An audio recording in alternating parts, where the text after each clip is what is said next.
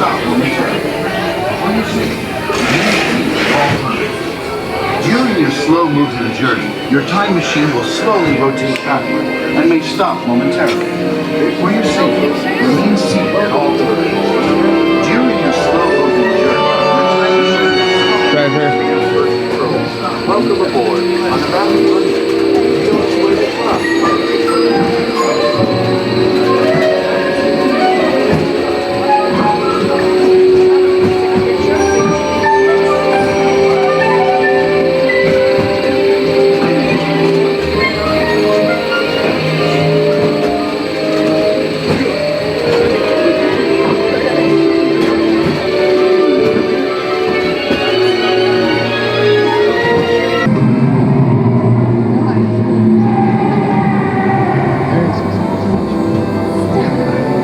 In this hostile world is where our story begins. We are alone, struggling to survive, until we learn to communicate with one another.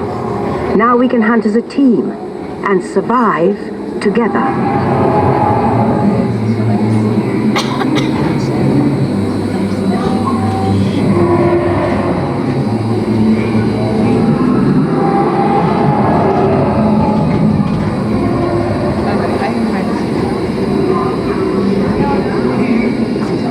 It takes 15,000 years to come up with the next bright idea, recording our knowledge on cave walls. There was only one small problem. When we moved, the recorded knowledge stayed behind.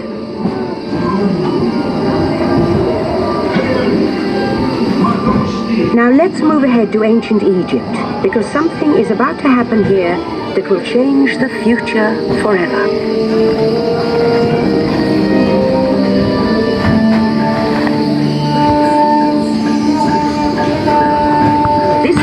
Egyptian pounding reeds flat is inventing papyrus, a sort of paper. Papyrus in turn creates better record keeping of plans, designs, and unfortunately taxes. But it also brings with it the dawn of great civilization. At this point, each civilization has its own form of writing, which none of the others can understand. But the Phoenicians, who trade with all of them, have a solution. They create a simple common alphabet, adaptable to most languages. Remember how easy it was to learn your ABCs? Thank the Phoenicians. They invented them.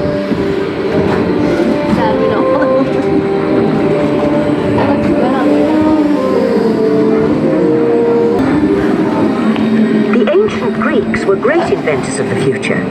First, they established public schools, and then began teaching an intriguing new subject called mathematics.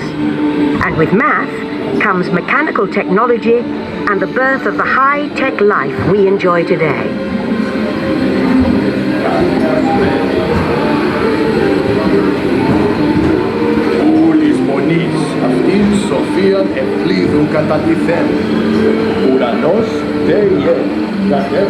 With lessons learned from the Greeks, the Romans create a powerful empire.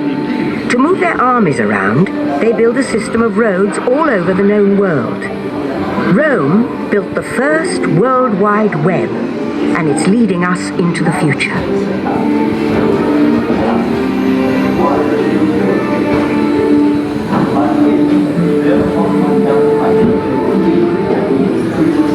But then we hit a roadblock. Rome falls, and the great library of Alexandria in Egypt is burned. Much of our learning is destroyed, lost forever. Or so we think. It turns out there are copies of some of these books in the libraries of the Middle East, being watched over by Arab and Jewish scholars.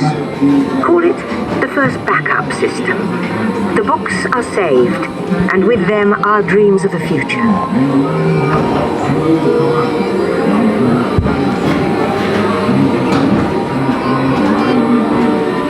In the meantime, here in Europe, monks toil endlessly recording books by hand. But that is about to change.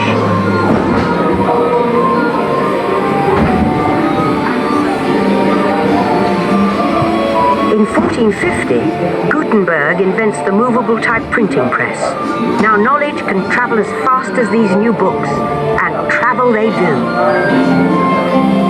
Books make it easier to invent the future in every field, and the result is an incredible explosion of innovation we call the Renaissance.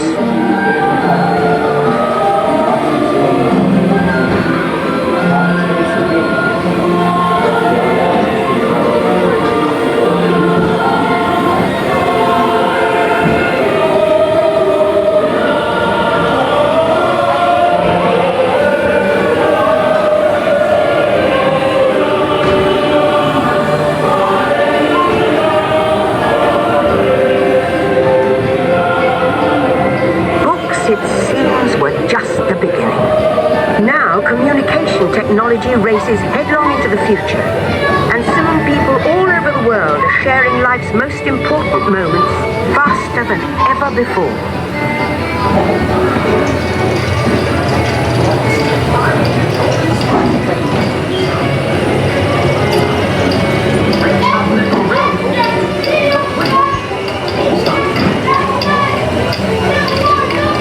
America, now connected from the Atlantic to the Pacific.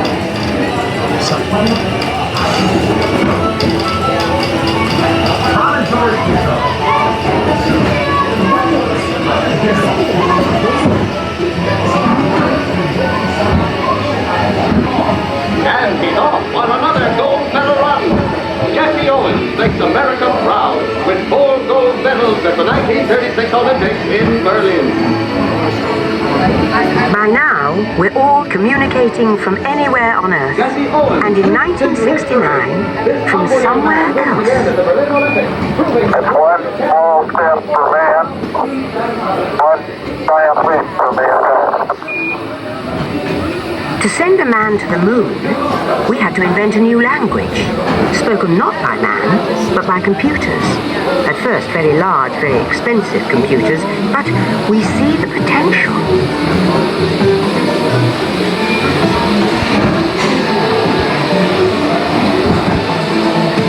Had one of these amazing machines in their own house. There's just one problem. They're as big as a house.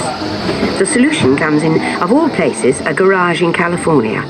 Young people with a passion for shaping the future put the power of the computer in everyone's hands. Together we form a super network that glows with billions of interactions. And once again, we stand on the brink of a new renaissance. After 30,000 years of time travel, here we are, a truly global community, poised to shape the future of this, our Spaceship Earth.